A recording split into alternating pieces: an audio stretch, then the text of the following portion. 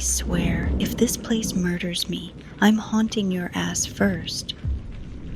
Phoenix kicked her boot against the rusted iron gate, scowling at the towering silhouette of Green Moon Manor ahead. She stood with one hand on her hip, the other clutching a worn Walkman that crackled with Madonna before dying again. Figures. The batteries always quit when she needed dramatic entrance music. Behind her, Maverick adjusted his duffel bag and grinned. Admit it, you're impressed. I booked us a cursed manor. Romantic, right? You booked us a tetanus factory, Romeo, Phoenix said, her voice dripping with sarcasm. If I get possessed by a ghost, I'm throwing you down the stairs first. Maverick snorted, hiding his crush behind a wink. Fair, but you'll look hot doing it. Phoenix ignored him, already scanning the grounds. The gate had unlatched itself when they arrived. No staff, no welcome. Just the wind dragging its nails down the ivy-covered walls like it had a message to send. Behind them, River and Nix pulled up in River's hand-painted van, metallic black with glow-in-the-dark skulls and a bumper sticker that read, "Support local cryptids." Nix leaned out the window. This place screams don't go inside, so naturally, we're going in, right? Obviously, Phoenix called back. The wind howled louder, and then they all looked up. Hovering above the manor like a sickly eye was the moon, but it wasn't white.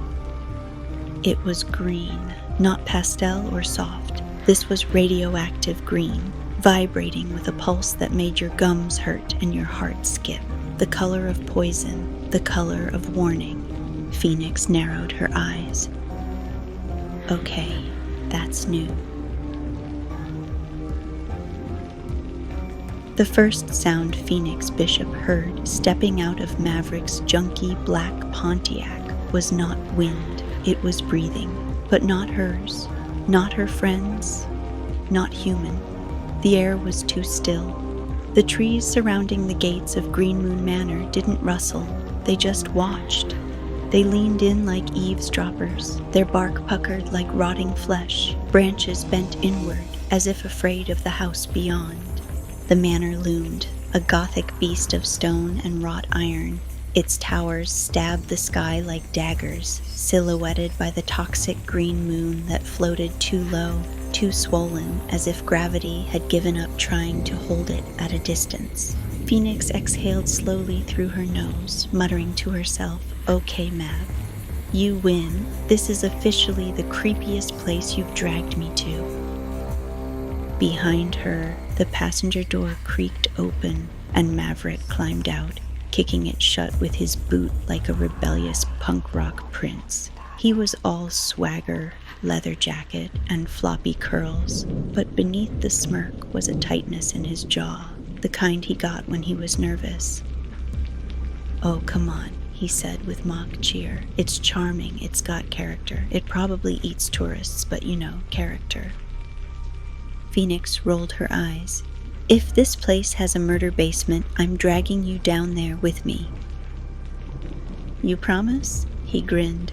She snorted and turned to face the manor again, heart fluttering, not from nerves, not yet. The truth was, she liked Maverick more than she'd ever admit. She'd just never figured out what to do with those feelings. So instead, she bantered. Sarcasm was her security blanket. River's van pulled in behind them, its headlights slicing through the eerie haze that clung to the manor grounds like fog made of glue. The engine gave one final gurgle of doom before dying.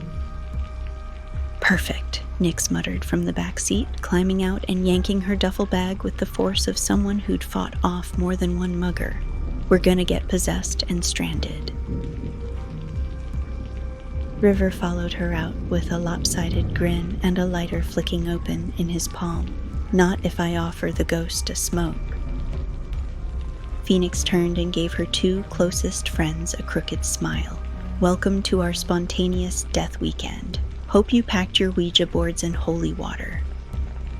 Nix threw an arm over Phoenix's shoulder, deadpan. "Only if I can be the final girl." "You wish," Phoenix shot back. The four of them walked up the winding stone path. Their boots clapped like gunshots in the silence. The gates were already open. That was the first warning. The doors didn't creak. They sighed like they were tired of keeping secrets. Candlelight flickered along the walls, casting too many shadows that didn't match their bodies. The grand foyer yawned before them, blood-red carpet underfoot, walls lined with paintings whose eyes had been scratched out, and a chandelier overhead that swayed gently, even though there was no breeze. A man stood waiting, tall, pale, dressed in a black butler uniform that shimmered unnaturally under the chandelier's flickering light. His lips curled upward, not in welcome, but in amusement. "Guests of Mr. Chance," he said in a voice like wet silk. "Welcome to Green Moon Manor. I am Bartholomew, and the house has been waiting." Nyx muttered under her breath. "He says that like the house is alive." Phoenix, too stunned to speak, just stared at the massive staircase where another figure appeared. She floated, almost literally. Odette, the French maid. Her eyes were too wide, too blue. Her smile was stitched on with something stronger than muscle memory, and her hands, delicate white gloves, were clasped as if in prayer. "You must be very special," she cooed. "Mr. Chance only hosts the chosen." "Chosen for what?" River asked, trying to be funny, but his voice cracked. Odette's smile never wavered. "Why, for the moon, of course." Their rooms were prepared. The manor staff moved in silence. No electricity, only candles. The scent of decaying roses lingered in the air like death and perfume. Each guest room had an old mirror covered in a cloth. Odette told them gently, "Do not uncover the mirrors. They remember things." Phoenix did anyway. She lifted the cloth and saw herself, but with black eyes, grinning. Phoenix dreams that night of someone standing at the foot of her bed, tall, smiling, dressed in a suit, but his face is rotting, and he whispers, "You're already mine." She wakes up screaming. And in the mirror across from her bed, something watches her and smiles back. The dining room smelled like decay dressed in perfume. Long candles melted into pools of dark wax on a mile-long oak table covered in dusty lace and rotted roses.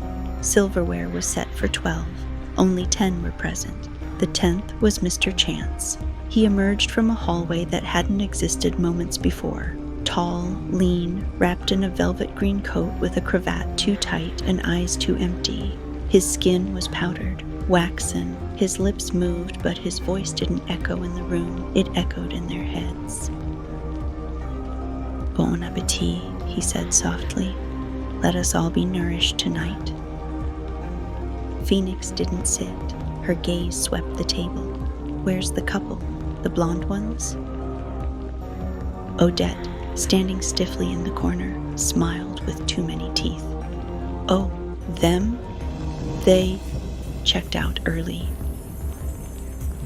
"No one told us," Nyx said, narrowing her eyes. Bartholomew stepped forward, eyes twitching. They didn't need telling. They left without saying goodbye. Rude, really. Phoenix whispered to Maverick, "We're being gaslit by haunted house staff, aren't we?" Maverick leaned closer, trying to smile. "Either that, or we're starring in a really aggressive anti-bed and breakfast commercial." She almost laughed. Almost. Until Mr. Chance turned his head slowly toward her. "You're radiant under the moonlight, Miss Bishop." The room chilled 10 degrees. Phoenix felt her stomach twist. "I'm not hungry," she muttered, sitting down stiffly between Maverick and Nyx. Her eyes locked on the window at the far end of the room. The green moon had moved. It was no longer in the sky. It was hovering just above the manor, massive and glowing, throbbing faintly like a living thing, so close now that it painted the windows in sickly emerald light. So close, it could touch them. The food looked beautiful but smelled rotten. Roasted duck, blood-red wine, something gelatinous and jiggling with eyes. River poked it with his fork. Anyone else feel like this is just meat pretending to be food? I feel like it's us on the table, Phoenix whispered. Maverick tried again. He reached under the table, brushing her hand lightly with his fingers. She didn't flinch. He leaned closer, whispering, "Hey, I know this weekend's weird, but I'm glad we're doing it together. I mean, you and me. I've been thinking." A woman at the far end of the table collapsed face first into her plate with a soft, wet thud. Everyone froze. Mr. Chance didn't react. Odette approached. "She simply had too much wine," she said, dragging the woman's limp body from the room like it was made of cotton. The blood trail left behind said otherwise. Phoenix and Nix found themselves wandering the upstairs hallway while the manor staff cleaned up. "I don't trust them," Nix hissed. "None of them. They all smile too much." Phoenix nodded. "You know what I really don't trust? That moon. It's not just full, it's sentient. It's following us." "Don't be ridiculous," came a dry voice from behind them. It was the man in the tan suit, the one Phoenix recognized.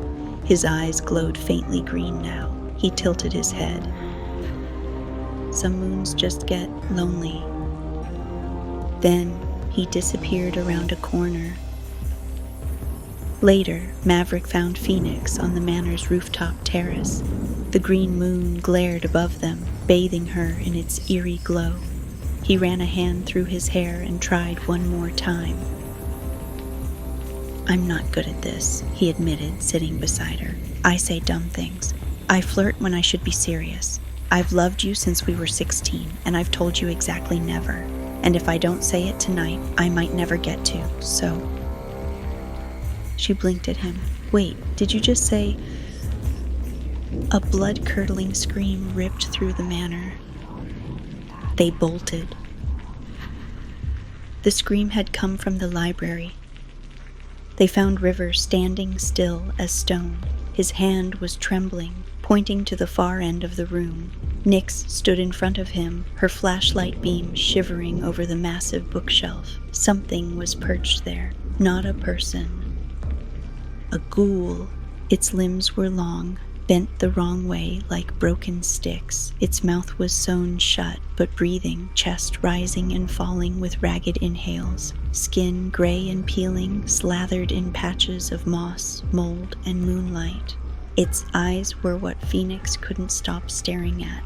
Not red, not black, but glowing, pulsing green. Just like the moon. The ghoul tilted its head, then launched off the shelf. Screams, bookshelves toppled. It slammed into the floor and scrambled backward into the shadows, legs kicking spider fast, mouth stretching wider despite the stitches, letting out a sound like static underwater. Then it was gone. They regrouped in Phoenix's room. No one slept. "We can't stay," Nix whispered. "This place is wrong. That thing, what if there are more?" "There are," River said flatly. Maverick sat on the edge of the bed, hands in his hair. That wasn't human. That wasn't dead either. It was... "A guest," Phoenix finished. "A guest that stayed too long." They all looked at the window. The green moon was pressed against the glass, watching, breathing, waiting. The door to the cellar wasn't supposed to be open. They found it by accident while searching for River, who had gone missing 20 minutes ago and wasn't answering his walkie. 1 second he was with them, the next just gone. Now Phoenix stood at the top of the narrow stairs, staring down into the pitch-black maw that seemed to breathe cold air with every heartbeat. "Tell me why we're going into the demon basement again," she whispered. "Because I have a hero complex and no impulse control," Maverick muttered. She cracked a smile. Hot. He almost choked. They descended slowly, flashlight beams sweeping across dirt-caked walls and rusted chains hanging from nails like decorations in a serial killer's Pinterest board. The deeper they went, the worse it smelled, earthy, wet, and thick with something coppery and sharp. At the base of the stairs, Phoenix froze. There was a pile of shoes in the corner, all sizes, all worn, all covered in dust. Nix's voice trembled behind them. "Why are there so many?" Phoenix's beam landed on the wall. Dozens of Polaroids. Each photo featured a smiling guest. Each photo had a year written in smudged ink. 1981, 1982, 1983, 1984. There were no photos for 1985 or 1986, but 1987 had 5 pictures, and 1988 had 4. Their faces, theirs, all 4 of them. "I don't want to die here," Phoenix whispered. Maverick turned toward her, his breath catching at the way her face looked in the flickering light, terrified, defiant, beautiful. "You're not going to," he said, "because if this house wants you, wants us, it's going to have to go through me." She blinked, then did something she never did. She reached up and touched his cheek. "You know I always liked you, right?" "Wait, what?" She smiled. "I just never knew if it was real or if we were both just scared of everything else." Maverick leaned in until the shriek. It came from above, Bartholomew screaming. "No, Odette! No, not yet!" They bolted back up the stairs just in time to see Nix, standing frozen at the top step, eyes locked on the hallway. Phoenix shoved past her and stopped cold. Odette stood at the end of the hallway, but not the same Odette. Her skin was splitting down the middle, cracking like porcelain, revealing a wet, blackened body underneath. Her eyes glowed pale green, her mouth unhinging as thick threads of spit stretched from jaw to collarbone. And she was laughing. "You weren't supposed to go down there," she crooned, voice echoing double. "You weren't supposed to know." Phoenix grabbed Maverick's hand. "Run." They ran straight into the east wing, slamming doors behind them, trying to find a hiding place. River stumbled out of a bedroom, pale and dazed. "I found something," he whispered. They followed him into the bathroom, and there it was. The businessman guest from the first night, the man who hadn't spoken a word, was soaked in a clawfoot tub, eyes open, mouth smiling. But there was no blood, because there was no body. Just skin, hollow. As if something had crawled inside, used the man like a suit, and then left. Phoenix felt bile crawl up her throat. He's not real. He was never real.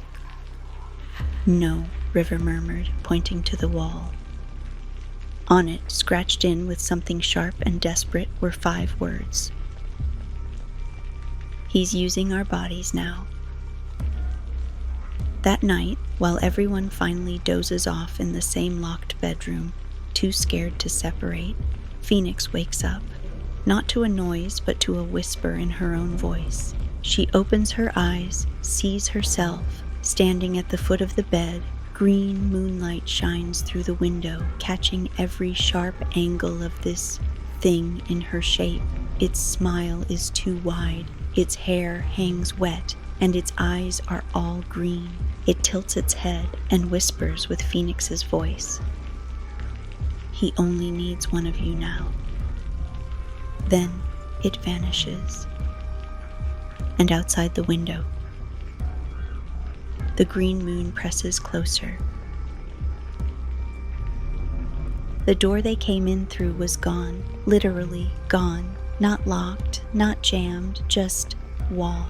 Where there had once been a heavy oak door, there was now seamless wallpaper, a faded mural of a forest in winter.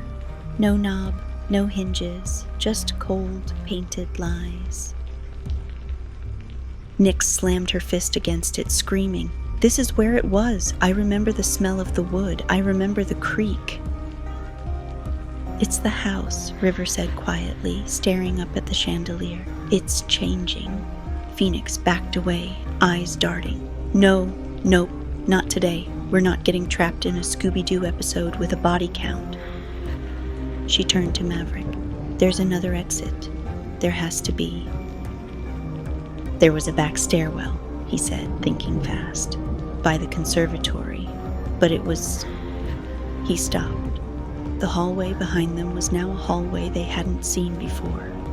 Wallpaper peeling like skin, green light slanting down from a ceiling that pulsed faintly like it had veins. "Never mind," he finished grimly. "This house is a dick." Phoenix grabbed one of the candelabras off the wall like a weapon. "I'm not waiting for this place to pick us off one by one. We move together, and if anything looks haunted, we ignore it." "Define haunted?" River asked. "Like just mildly cursed, or the kind of haunted that smells like hot pennies and has too many teeth?" Phoenix snapped. They made it halfway down the hallway before they heard it. Tick, tick, tick. The grandfather clock, the one in the foyer, it was ticking backward. As they passed it, it struck 13. Something pulled at Phoenix's chest, a tightness, a vibration. She stumbled, blinking hard. In the reflection of the glass case beside her, she didn't see herself. She saw him. Mr. Chance, waiting, in the drawing room, his hand held out like a gentleman asking for a dance, and her feet moved. She didn't want to, but her body walked anyway. The room was empty except for Mr. Chance. He stood beneath the giant stained glass window, the one that framed the green moon perfectly. The moon was so close now, the panes were sweating. The light was alive. "You're very special, Phoenix," he said smoothly, every syllable slithering over her skin like cold breath. "That spark in your blood, it remembers the manor." Phoenix clenched her fists. "I don't even know what that means." "You will." He turned his hand, palm up. Outside, the green moon pulsed, and the wallpaper breathed. "You were born during the green moon, weren't you? Do you think that was chance? You think your name was a coincidence?" She felt her knees weaken. "You've always belonged to the moon," he whispered. "To us, to him." And then, bang. Maverick kicked in the door, charging in with a broken table leg like a stake. Phoenix gasped as he stood in front of her. "You came for me." "Yeah, well," he said, breathing hard. "Romantic weekends usually don't involve you being hypnotized by a moon cult leader." She laughed, then sobbed, then punched him in the shoulder. "Took you long enough." Behind them, Mr. Chance hissed. His skin split at the jaw, revealing teeth beneath teeth. And Phoenix's eyes widened. "We need to go." They ran back down the hallway. Nyx and River were waiting, Nyx holding a fireplace poker, River white-knuckling a broken chair leg. "What happened?" Nyx demanded. "He's not human," Phoenix gasped. "He's something else." Then her eyes locked on River, and her smile faded. He was off, sweating, trembling, his neck pulsing faintly green beneath the skin. "River?" she asked carefully. "I'm okay," he said, but his voice wasn't his voice. It was too slow, too flat. Nix stepped back, panicked. "River, when's your birthday?" "I don't remember." "Run!" Phoenix screamed. They tore down the hallway, River's body twisting unnaturally behind them as something inside him tried to break free. In the ballroom, they trapped River behind the iron gate door and locked it with a chain. Inside, River howled, but his voice cracked halfway through, and for a second, his voice came back. "Don't let me go."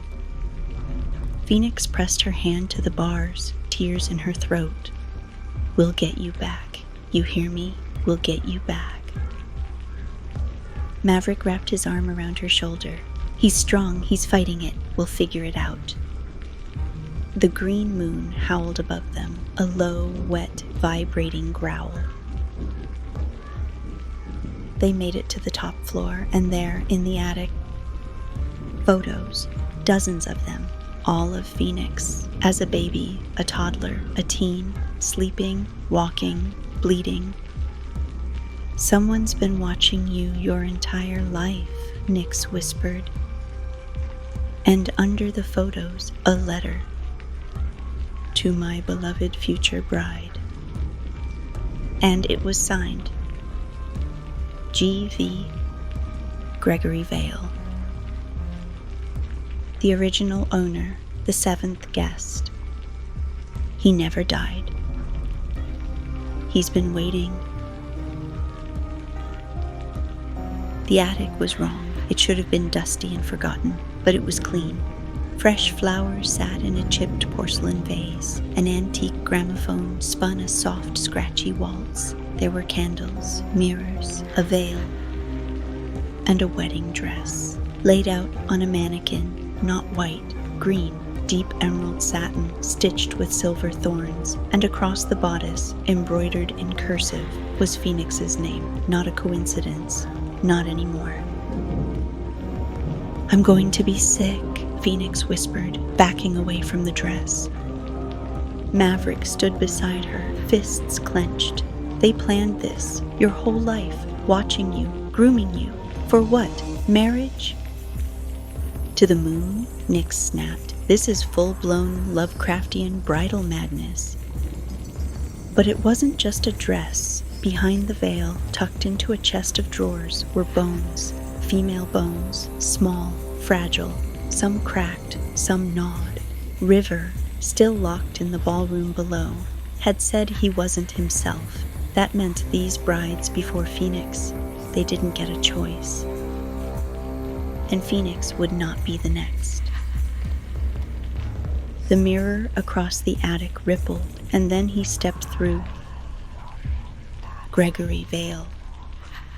Not rotting like before, but young, handsome, perfectly preserved, like a wax figure molded from memory and nightmares. "Phoenix," he said softly, lovingly, "you've grown into everything I dreamed." "Get out of my head," she hissed, backing away.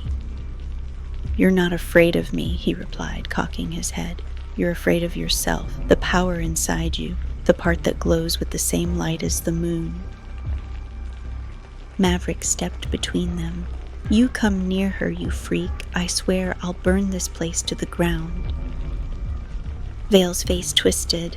"Ah, the fool in love." He raised one pale hand, and Maverick slammed into the wall, knocked out cold. Phoenix screamed, and something inside her snapped. The green moonlight poured through the attic window like fire, and her hands caught it.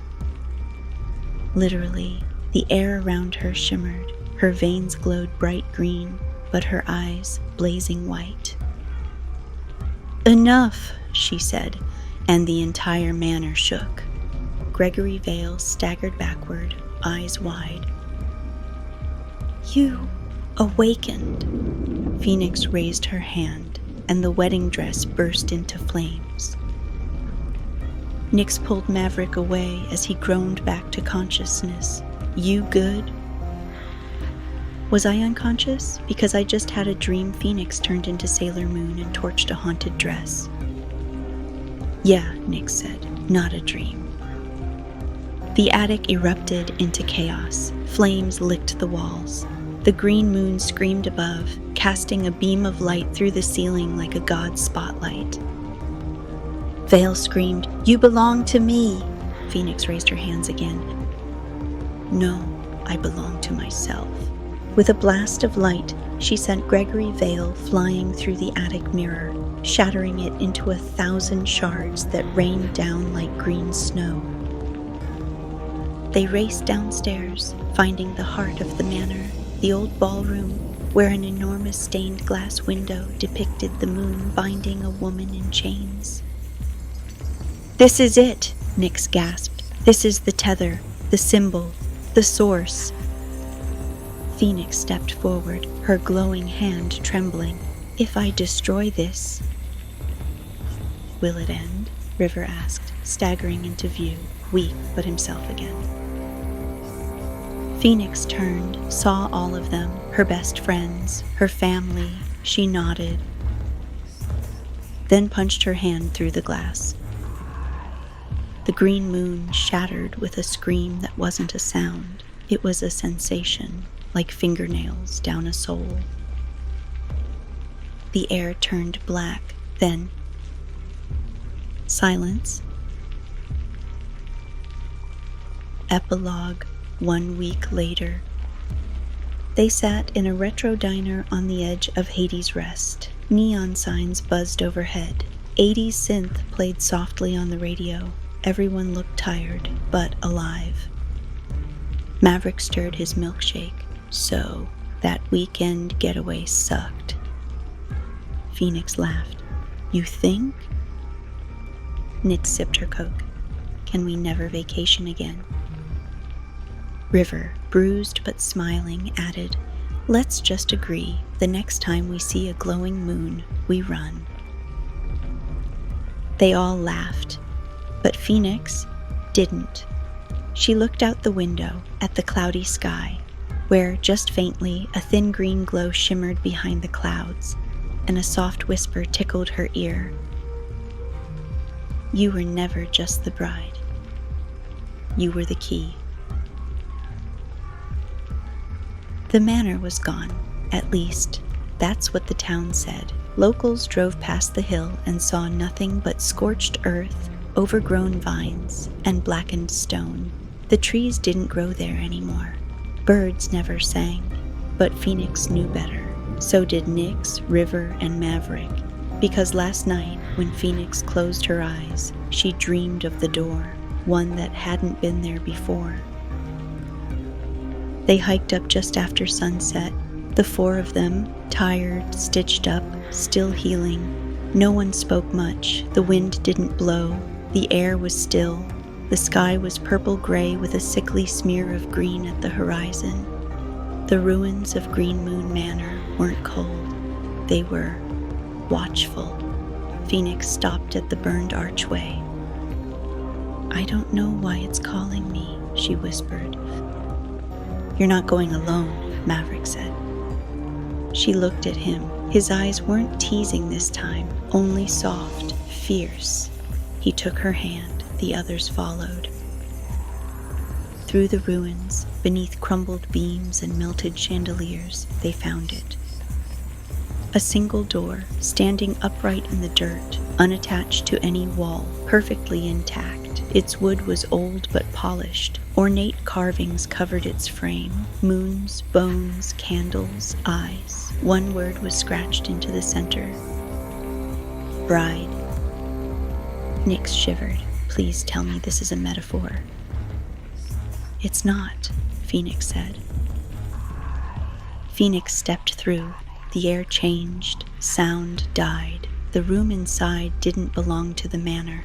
It was white, endless, quiet, and in the center, a crib. Inside, wrapped in dark green silk, was a baby. sleeping, breathing. With eyes that glowed faintly green beneath their lids, Phoenix stumbled back. What is this? A voice echoed, not spoken, but felt. You burned one moon, but the next is always born. Outside the door, Maverick called her name. Phoenix turned from the crib. Tears filled her eyes, but her hands didn't shake. She reached into her pocket and pulled out something tiny.